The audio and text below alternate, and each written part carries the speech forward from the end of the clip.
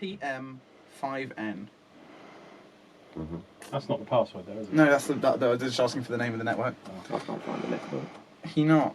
Not yet. BTB Hub. Can't scan the network for some reason. Oh. Terrible phone. Right, the wireless key for those who can find it. Capital P, lowercase RAK, uppercase U, 7, uppercase Y, uppercase J, uppercase K, uppercase F, lowercase W, lowercase m, and I'm in. All I really want is a bag of cans.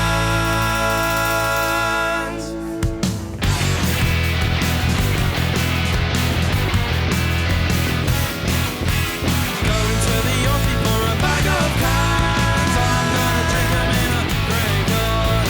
All I really want is a bag of cans. I don't wanna have another drink at the bar. Southern sesh in the afternoon. Take a nap in a boiler. 2 hours later and there's piss in my shoes.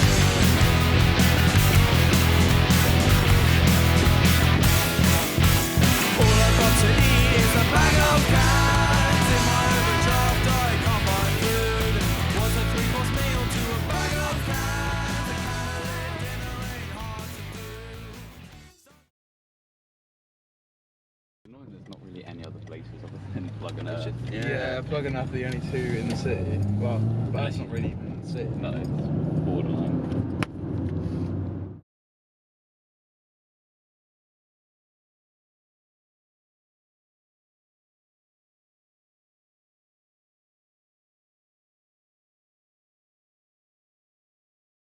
Hey, welcome back to Bag of Cans TV. This week, we're late to rehearsal, Oh yeah. Oh and yeah. George is gonna be mad. Yeah. Hell yeah.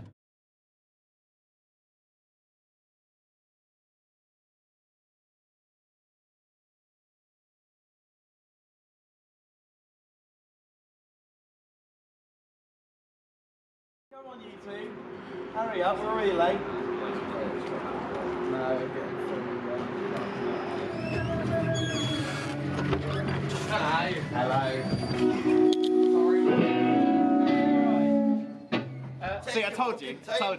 That's all right. Through gritted teeth, the hatred is real. We were here 5 minutes early. And we are here 25 minutes late. Finding time for us all to practice is always a bit of a nightmare. Luckily, we've all lived in Norwich for the last 2 years, so it means that we've been able to kind of organise at least one a week or one every 2 weeks at least.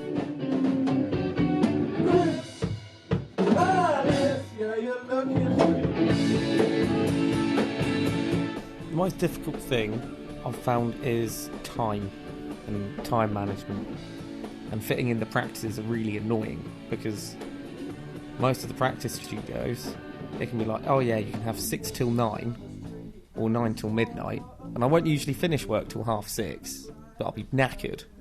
So having a practice 9 till midnight, I think I've been pretty awful before to people because I'm so tired. So tired.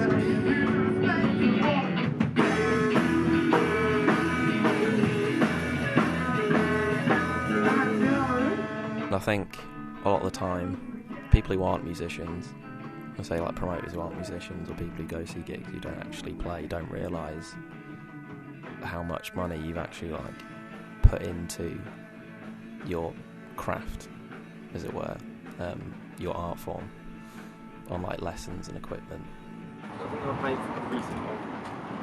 I played for one at Plug relatively recently.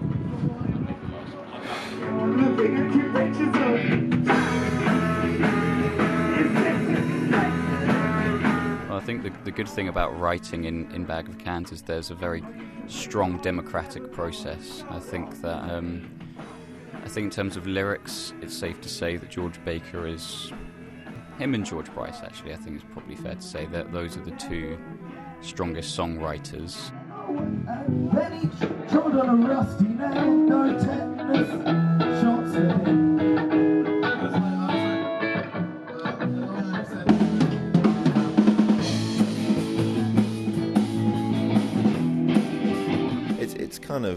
really varies who writes the songs.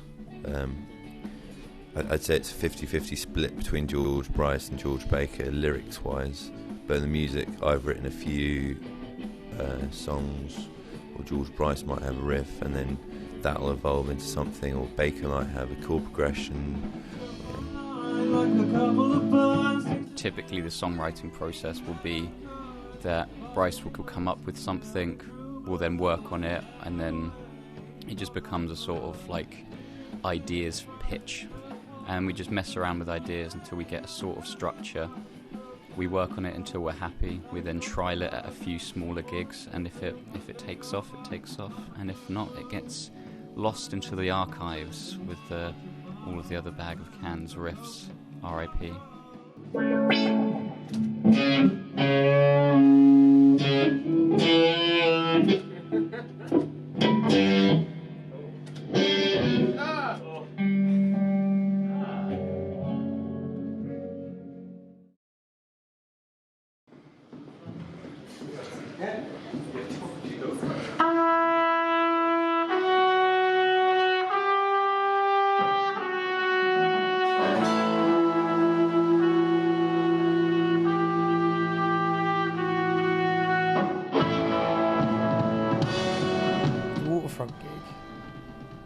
With Cabbage was strange. So we had for like months before we were told we might be playing this gig and to keep the days free. So we did. At times looking like we might miss out on other opportunities and other gigs. But we were really excited because that was the first time we'd ever been asked to support like a well-known band, a band that people have heard about, that aren't like musos, which was really good fun. But then it came to like a few weeks before, and we were like, still not confirmed. And I think it was only about 3 days before that it was actually confirmed that we'd be playing it. So in terms of trying to promote it and get anyone to come down, it was really quite difficult. We waited a while because, Lee Bowyer was doing a fantastic job. Shout out to Lee on getting us the gig, but it was stalled. Progress was stalled due to management, ill communication between the management of Cabbage and Lee, which meant that it took a while. And now it's on a Monday night. Well, it was always going to be a Monday night. Yeah, but then we found out on Friday. We found out on Friday that it was going to be for this week. Hopefully more than our respective plus ones turn up. Yes.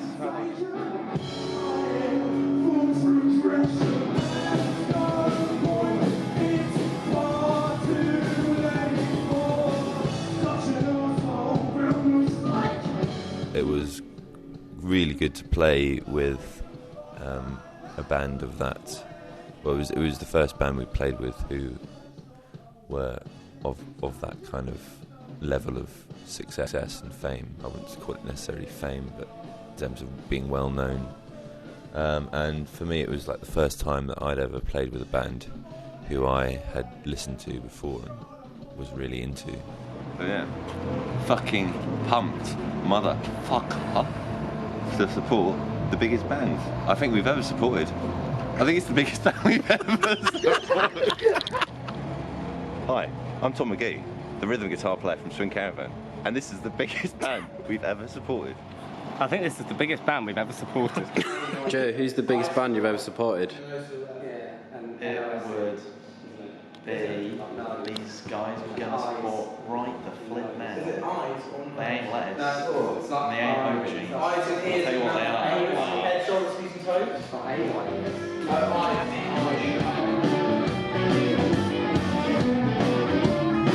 I think it was maybe like 4 days to a week before the actual Cabbage gig, we got actual confirmation.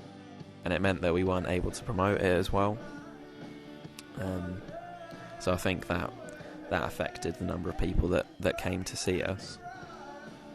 But so yeah, in that sense it was not ideal. some people we didn't know came to the front. This is comfortable. That's all we can really ask for. Very comfy, right.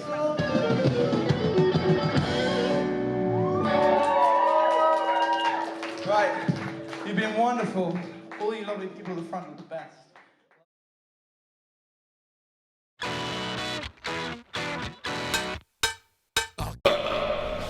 That's playing for the camera, mate. Right, sorry.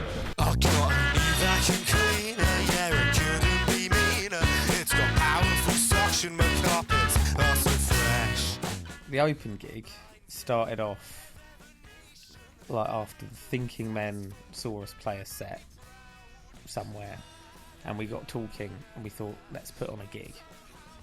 Usually you don't think anything's going to come of these things, because like the amount of times I've got drunk and seen a band like, let's do a gig together, and then never done anything is you know, most gigs actually. I think that happens. Get excited and a bit drunk, but so expectations were a bit low at first. Cool. I'm going to try and find some people. See you in a bit. Yeah, it was really good fun. Like, it was like seeing how these things are done by doing it yourself, really. And you know, I'd sell tickets. I put up a big sign at platform 12 that said like, "Oh, this next drink's free if you buy a ticket for our open gig," and then it was a sort of small asterisk that said, "Of course, it's not. You can't get anything free here, but you still buy a ticket, please." But not a lot of people read the small print. We basically utilised all our jobs slash what we were doing at the time to kind of pump up promotion.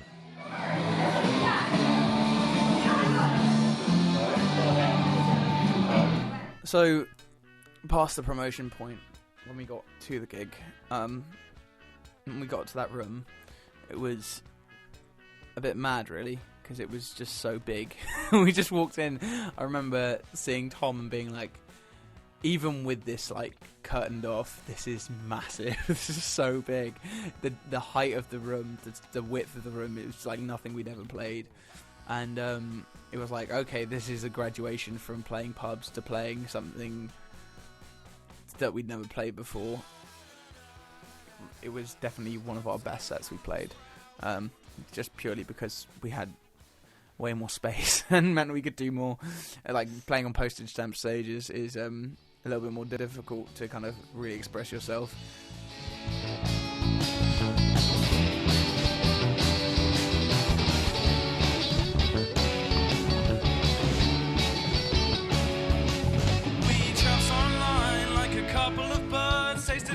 The reason why I take so much more from the open gig and why I think it went down so much better is because I think the more you put in, the more that you really get out of it. I think the fact that we just poured so much of our own time and effort, and I can remember going on stage having the worst butterflies, but then as soon as I was up there, it was electric. It was absolutely amazing. Spinelessly hoping it won't haunt your mind when I start ghosting a cockroach. Spinelessly hoping it won't haunt your mind when I start ghosting you.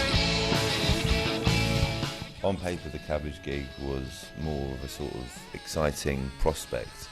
In reality, the open gig was far more enjoyable to be part of, and the thing I've learnt from that whole experience is, you know, as a kind of young, fledgling band, it's better to do it yourself.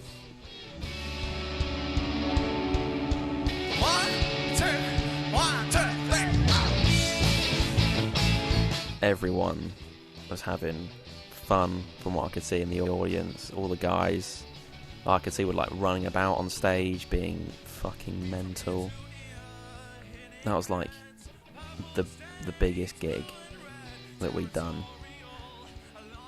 You can't really describe it. It's like the best high. Must have missed your text, deciding instead to be silent in bed, ghosting under the sheets like a kid at a party. I don't know how to describe it really, apart from just kind of a bit surreal, looking out into like a sea of faces that we kind of knew, and from playing in like the Pig and Whistle in 2017 to like a crowd that was standing 30 feet back to a room of like over probably almost 300 people, over 300 people, was kind of a nice progression for me, I guess.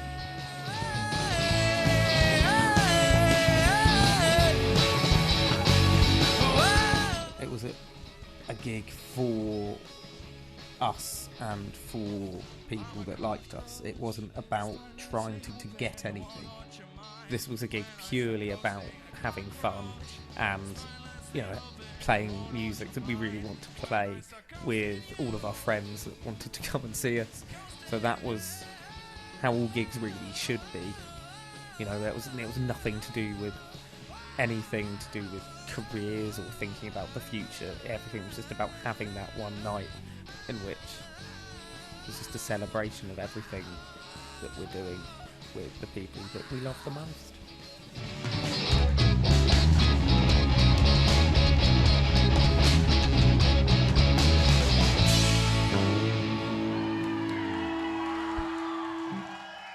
Thank you.